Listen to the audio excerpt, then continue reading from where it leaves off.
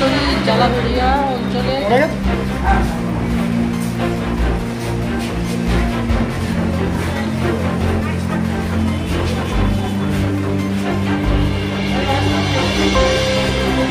নমস্কার, আমি অয়ন্তিকা আর আপনারা এই মুহূর্তে দেখছেন বাস্তব নিউজ।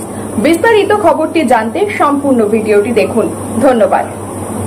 ঘুমন্ত অবস্থায় সাপের কামড়, সাপ নিয়ে হাসপাতালে যুবক।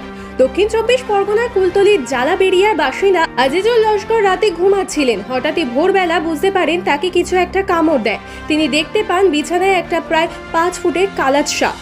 বুদ্ধিমত্তায় পরিচয় দিয়ে সাপটিকে ধরে কৌটোর ভেতরে ঢুকিয়ে 20 মিনিটের মধ্যে জামতলা হাসপাতালে চলে আসেন। সেখানে শুরু হয় চিকিৎসা। অবস্থার অবনতি দেখে তাকে ক্যানিং মহকুমা হাসপাতালে স্থানান্তরিত করা হয়। এখনো তিনি পুরোপুরি বিপদমুক্ত নয়, গলা ব্যথা রয়েছে। বর্ষাকালে এই সময় গ্রামে কালাজ সাপের উপদ্রব খুব বেড়েছে। কালাজ সাপ কামড়ানো বুঝতে পারাটাই সবচেয়ে বড় চ্যালেঞ্জ। যদি এই লোকটি সাপটিকে দেখতে না পেত তাহলে কিন্তু বিষয়টি গুরুত্ব দিত না, আর সেটি তার মৃত্যুর যথেষ্ট কারণ হিসেবে যথেষ্ট ছিল।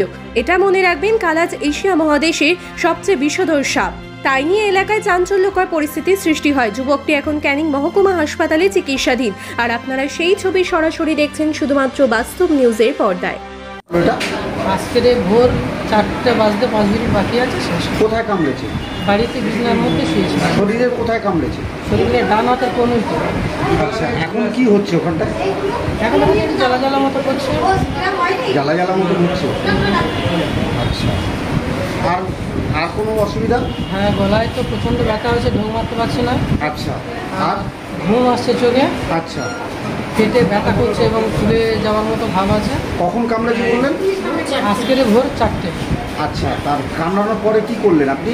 কামড়ানোর পরে তড়িঘড়ি করে আমরা সাপটা কোনো রকম বেলগড় দিয়ে ধরলাম। হ্যাঁ, ধরে কৌটোর মধ্যে ভরে নিয়ে হ্যাঁ, 20 মিনিটের মধ্যে আমরা হসপিটালে জামতলা হাসপাতাল গ্রামীণ হাসপাতালে আসি। আচ্ছা, তারপরে ওখান থেকে ডাক্তার চিকিৎসা করে, চিকিৎসার একটু অবনতি হচ্ছে দেখে ক্যানিং মহকুমা হাসপাতালে পাঠানো হয়েছে। বেশ, এখন এখন কি গলা ব্যথাটা একটু কমেছে? প্রচণ্ড গলায় ব্যথা হচ্ছে আর চোখ মুড়ে আছে। ঠিক আছে, আপনার ঠিক হয়ে যাবে। কি নাম কি আপনার? ঠিক হয়ে যাবে। আজিজুল লস্কর। সমস্ত খবর সবার আগে জানতে অবশ্যই বাস্তব নিউজ চ্যানেলটি follow, like, share and comment করতে ভুলবেন না। ধন্যবাদ।